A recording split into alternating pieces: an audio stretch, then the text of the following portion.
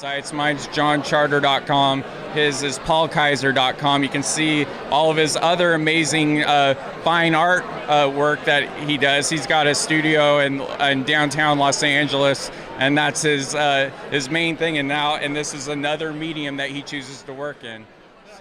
Sure, so The Great Unknown is a short narrative film that I wrote, executive produced, and acted in.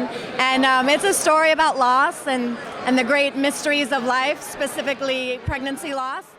So we do workshops every summer. I teach at a university in Texas called Baylor.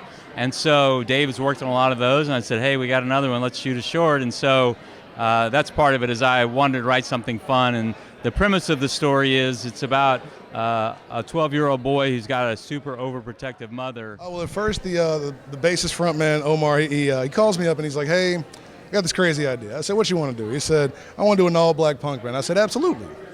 Done on done. He said, you know anybody that can play drums? I said, I got the exact person for you. And I called this guy, and it just shot off after that. And this guy over here is Omar's brother.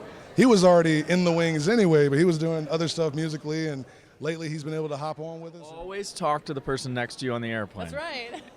And they can, if they're giving you some vibes that are like, hey, don't talk to me, you can stop, but you should always at least start talking to them.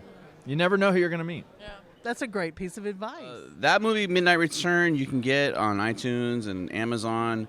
I have a new movie, which I can't talk about, which hopefully we'll bring here next year. It's another documentary. A lot of movies I've made are on iTunes, and you can find them all over the place, and Netflix and wherever. I read the play, and I just could relate to it so much. Being 33 myself, and just trying to navigate this world, being a woman of color, and dealing with stuff at home, exploring the inner and outer psyche. And I told her, I said, I think there's strength in numbers.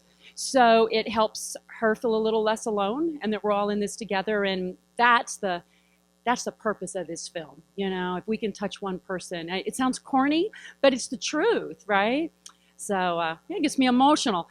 But that was what was so great about this festival. Oh, we have a unbelievable cast. I was, Jeff Taylor and I wrote this script together, and he's a veteran producer. He did Down and Out in Beverly Hills and Moscow on the Hudson and The Tempest, and he's done some wonderful big Hollywood movies back in the 80s and 90s. But he and I got together, we collaborated on this script. I'm Roger Bart, and I am one of the actors in Ghost Lights. What was your most memorable thing about working on this project? Well, it was reuniting with John Stimson, the director, who I've known now since 1981, and us learning about what happened to us over the last 30 years. He was a friend of mine. We were both singing cocktail waiters on Martha's Vineyard when we were 18. So it was great to kind of reunite with him. Accepted to the festival. I knew nothing about the festival. And then when I rolled in the other night, I was hit with a wave of amazing gratitude, because I truly did not expect what I was walking into. And I'm a veteran of probably 50, 60 festivals, and this place was really, really well thought out, really well executed. It's like a military operation. They have us shuttled, they have us fed, they have us having fun, they have this press junket. I mean, it's been one of the finer festivals I've ever attended, and I say that from my heart.